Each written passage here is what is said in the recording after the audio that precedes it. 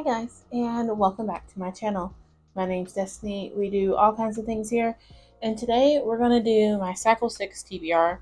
It is technically the Tuesday night of the first week of my cycle, so we're looking at the 21st of May, and I have books that I'm hoping to get to, and there's 7 of them, question marks, 6 or 7, and they're just the ones from my shelf.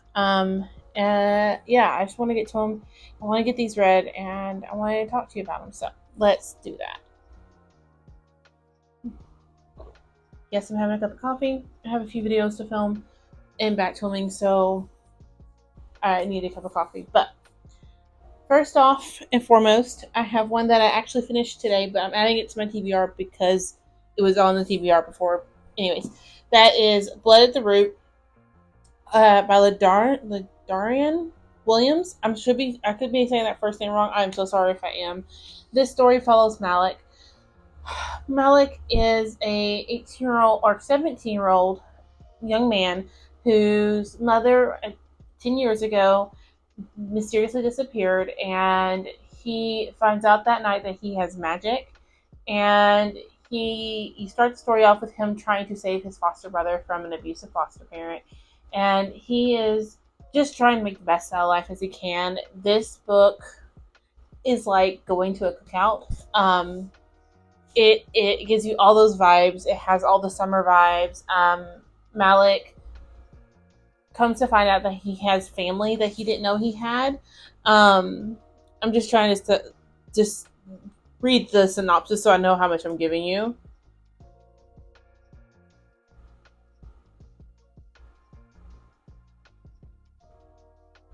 Okay. Yes, okay. So he finds out he has family that he never knew he had. His grandmother is still alive. So he meets up with this man who seems to have magical powers as well, and is like, you need to go to Louisiana. You need to go to your grandmother. She will help you figure this all out. And so when Malik shows up there, he meets Mama Aya, and she tells him that he has had powers that his mother hid him from her for the last 10 years, and that's why he was in the foster system, and he has a lot of anger toward her because he went through all these awful situations in this awful time when all along she was there and he didn't know it. And he ends up at a university that his mother went to, and he is searching for questions of what happened to his mom. Where did his mom go? Is she alive? Is she dead? And you don't know. And that's kind of the main thread of this book. I gave this 5 stars. It was so good. It was on my TBR. I finished it today. Next is one that you've seen before and that I'm hoping to start picking up. We shall see. That is Priory of the Orange Tree by Samantha Shannon. This one, I think I figured out what I want to do, and it's going to require me starting it over, which I'm totally okay with. With this one, what I want to do with it is start writing myself chapter notes, like plot notes, so I know what's going on, because there's a lot of POVs in this one. There's a lot going on. From what little I know, this is supposed to be a sapphic fantasy parody story, I believe. That's all I know. I know that at first we're following an assassin who is trying to keep the queen safe, and yeah, that's all I know, and I'm excited to get into it. It's just a lot more plot heavy than what I usually read. I am starting to discover I'm a character-driven reader, and there's a lot of characters in here to keep straight, so I want to give this another try picking it up, and may make it my main focus for the rest of the cycle, like the second 2 weeks of the cycle, but we shall see.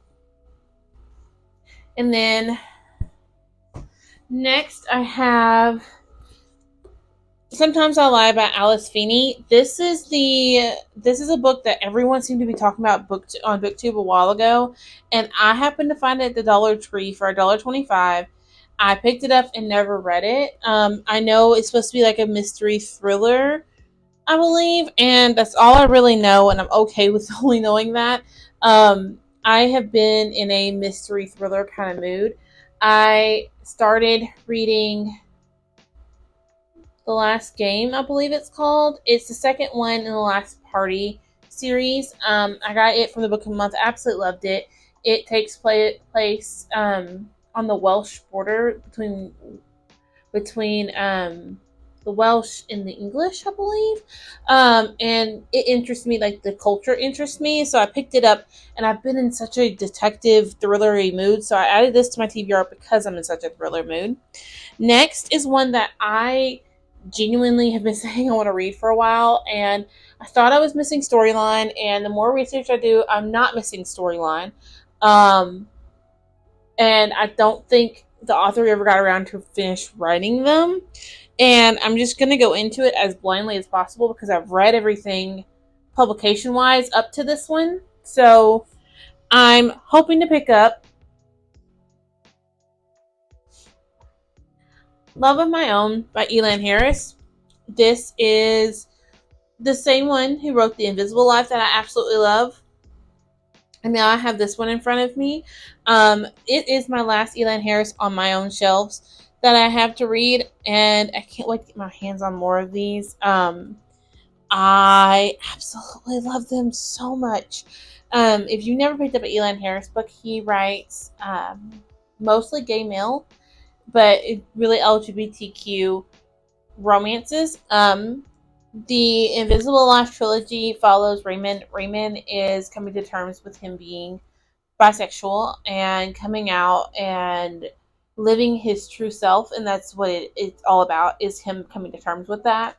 And then you have the Yancey Braxton series. Yancey is an up and coming actress and artist, and she ends up in a relationship with a man who is on the DL, on the down low. Basil has slept with men before, and he refuses to call himself gay. He does not think he is bisexual. He just likes some intercourse with men every once in a while.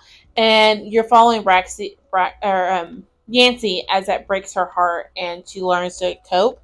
This one follows Zola. Zola starts dating Raymond Tyler, the CEO of Bling Bling, of a urban magazine, new urban style magazine. And if I'm correct, he's probably going to be on the deal as well, and she's gonna have to deal with that.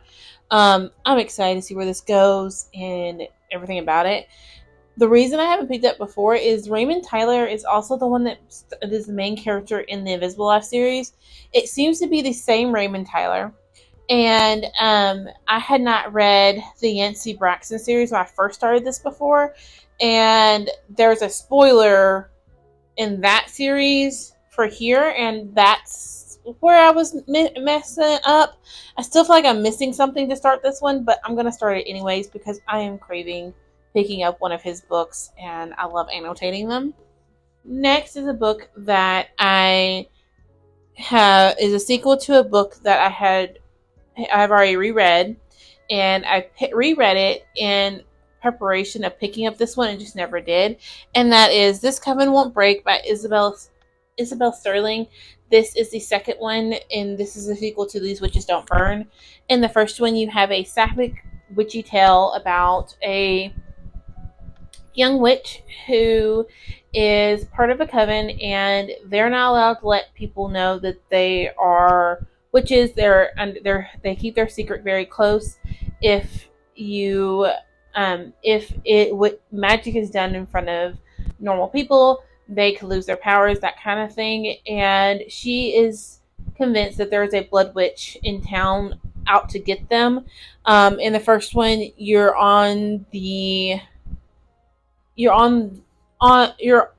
in there while Morgan is trying to figure out. No, I'm sorry, not Morgan. Baby, Jesus, it's one of those days. Hannah, you're with Hannah as she's trying to figure out who the Blood Witch is, what's going on, and what was really going on. And now we're going to the second one. Obviously, it picks up after the events of the first one. Next is one that honestly I've been meaning to get to and just have not. It's on this list, and I may not get to it, and I'm okay with that because I may end up prioritizing Priory of the Orange Tree. And that is All These Stars Have Teeth by Adeline Grace. The back of this says She Will Reign. As a princess of the island kingdom Visidea, Amora Mortara has spent her entire life training to be a high animancer, the master of souls. The rest of the realm can choose their magic, but for Amora it has never been a choice. To secure her place in the heir to the throne, she must prove her mastery of the monarchy's dangerous soul magic. When she demonstration goes awry, Amora is forced to flee. She strikes a deal with Beston, a mysterious pirate. He will help her prove she is fit to rule if she'll help him reclaim his stolen magic. But sailing the kingdom holds more wonder and more peril than Amora anticipated. A destructive new magic is on the rise, and if Amora is to conquer it, she will need to face legendary monsters, cross paths with vengeful mermaids, deal with a stowaway she never expected, or risk the fate of Visdea and lose the crown forever. I am the right choice. I am the only choice. I will protect my kingdom. I have read. Oh, why is my brain blinking? I have read another one by her. Um, What is it? Is she? I can't think of what it's called. I really can't for the life of me. It's not telling me either because this book come out after this one. This is one of the very first ones she wrote. I wanted Belladonna. She wrote Belladonna and Wisteria, which I've read both of them. Um, no, Belladonna, Foxglove, Wisteria is the third one. She wrote those two, and I absolutely love them. And so I have this one on my shelves because I've heard everybody talk about it and how good it is, and how good the second one is, which is all tides of fate. I just have never gotten into it, and it's a pirate mermaid story. So I'm hoping I can get into it since it's a summer. Summer is starting. I really want to get into it and give it a try. And then lastly is one that is from my book of the month from July of 2022, and that is Upgrade by Blake Crouch. I have read Reclusion and I absolutely loved it. I heard this is another like speculative fiction sci-fi where you don't really know what's going on till the very end, and I love Reclusion for that fact. So I'm hoping I like this one. I know it has to do with DNA and maybe gene mutation, I think, but I don't know much. I really like going into all my books pretty blind. So my TBRs probably aren't that fun to watch because I know nothing, because I don't want to know anything going into these. But there you have it. There's everything that I want to read for my physical TBR this month. I am currently in the middle of Midnight Ruin by Katie Roberts, which I love Katie Roberts writing so much. I started it while I was reading Blood at the Root, but I put everything down so I could finish Blood at the Root. But I have that and it's almost done. Or no, I have it and I've started it. I'm about 12% through it. I have I want to say the last game. I could be wrong about that name. It has game in the title. Game of Lies is what it's called. I have it and I'm about 20% into it. That's probably what I'm going to pick up tonight when I'm done filming, because that's what I'm being pulled toward. But have you read any of these? Are any of these on your radar?